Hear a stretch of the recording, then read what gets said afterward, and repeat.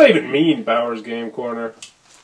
Ahoy there, YouTube! I'm back again today for another game review charged by BoardGameExchange.com, the internet's only board game rental website. And today I'm excited to be reviewing Forbidden Island from Gamewright Games. This is for 2 to 4 players, ages 10 and up, and it'll take anywhere from 30 to 60 minutes to play this bad boy. And in Forbidden Island, you and your team, because this is a cooperative game, everybody wins together, everybody loses together, will be adventuring to a Forbidden Island, shocker, trying to retrieve 4 treasures, get to the chopper, and then get off the island before the entire island sinks down into the abyss. I don't have the container because it is from BoardGameExchange.com, so they send you a bag to save you some money on the shipping, which is nice. But the container itself is about 6 inches by 8 inches and about 2 inches deep. It is a metal tin container that is very sturdy, and on the front it has a picture of a Forbidden Island, and on the back a brief description, obviously.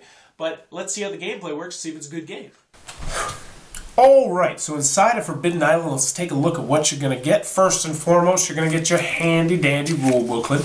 This is 8 pages, double-sided, full color, and this is a fantastic rule booklet. It'll answer every question you have, and it's a very straightforward, easy-to-learn rule booklet. Hats off, great little rule booklet. Next, you're going to get your doom tracker. This is going to keep track of where your water level is. If you get to the skull, obviously you lose. This is cardboard. It's very nice. It's very serviceable. And as you progressively move the ticker up when you draw certain cards, the game is going to get progressively harder.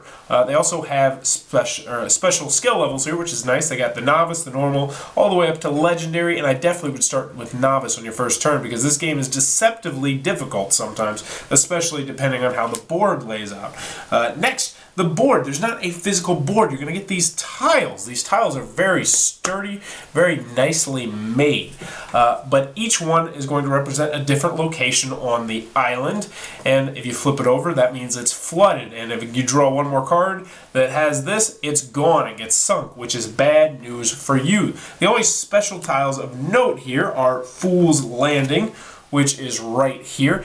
You absolutely have to have this. If it sinks, you lose the game. But this is where you have to go at the end of the game with your 4 treasures in order to win the game. The other special one of note are these tiles right here with these special symbols on the bottom. This is where you can go collect your treasures, which I'll show you in a second.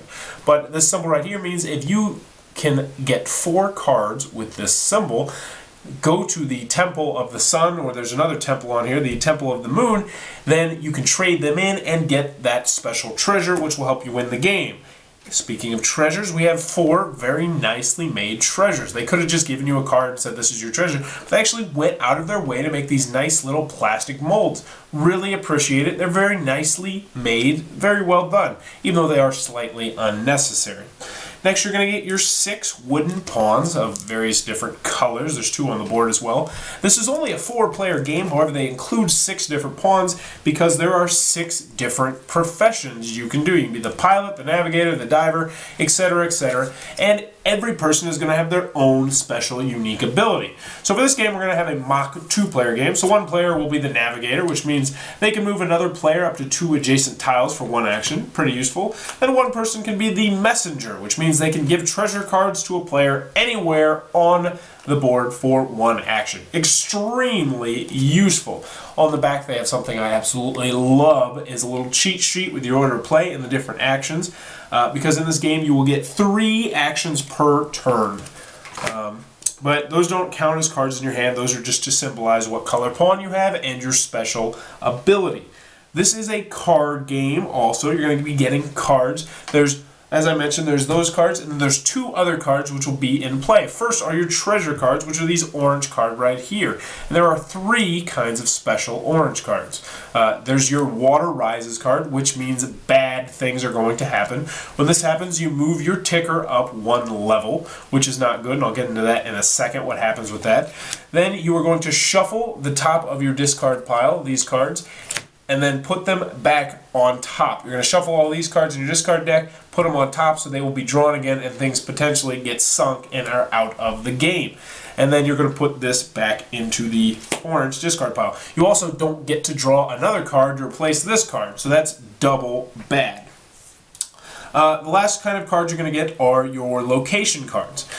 These are different locations, the different tiles set up throughout the island. When you draw this card, you flip it over to symbolize that it is flooded. If it's already flooded and you draw it, well, tough cookies, because it is then gone, which is very bad. Let's go over a quick two-player hand of this game so you can see exactly how it works. To start the game, each player is going to get 2 cards, and you are going to flip over 6 location tiles, 6 location cards, I should say, and then flip over the adjacent tiles, and then your pawns are going to start on the tile with their color on it. So at the golden gate, or the gold gate is where the yellow starts, and at the copper gate is where the green starts. But anyway, we've got the green and the blue set up. Actually, we should use the gray and the yellow. My mistake, but we'll just keep with the green and blue because who cares?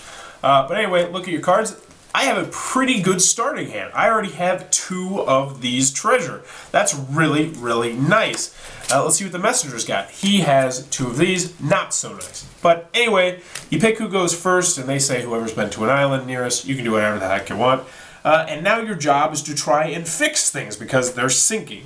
So you have 3 actions. One thing you can do as your action is you can move, obviously, either up, down, left, or right. However, since I'm blue and I'm here and I want to take care of these right now, I'm going to go 1 action to flip it over, 2 actions to flip this over, and then, you know what, with my special ability, I'm going to use one of my actions to move this guy 2 spaces away. So he'll go 1, 2, so he's ready to save this important tile right here. So those are my 3 actions. Next, I'm going to draw 2 of these orange cards. So I'll draw 2 of those bad boys. And let's see, I got 2 cards that aren't really going to help me too much, but I don't have to discard any of them because you can have up to 5 cards in your hand. Next, I'm going to draw 2 of these cards because my ticker marker is still right here, so I'm good. So I'll draw 2 of these, and then I would flip them over, or yeah, I just flip them over, which I'm not going to go into. Next, this guy's going to go, so he's going to go. He's got his 2 actions. He's going to, or 3 actions. He's going to go 1 turn, and he's going to go 2 turns, and then he's just going to go right here for his 3 turns. So he's going to draw 2 cards, and uh-oh, we get a Water Rises card. So I can show you how this works. You put the Water Rises card into the discard pile over here. Then you're going to take all these top cards, shuffle them up, put them on the top of the deck, and move the ticker up 1. So now we're at the number 3, which means we have to draw 3 of these cards, which means bad things happen, and potentially, boop, things could get sunk and taken out of the game. Either way, you're going to do this until either the island sinks and you die into the ocean, or you can collect all the treasures, get everyone to Fool's Landing, and then get to the chopper and escape. And that is how Forbidden Island is played.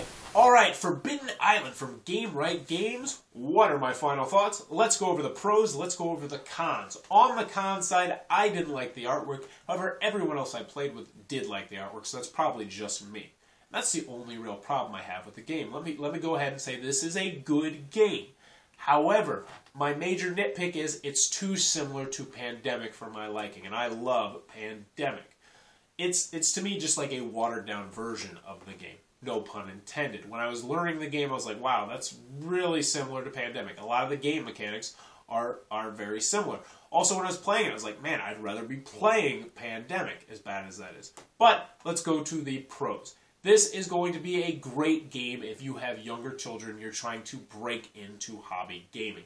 I'd say you could probably teach a 7 or 8-year-old how to play this game, and this is just, you know, a nice little booster seat to a more complex cooperative game.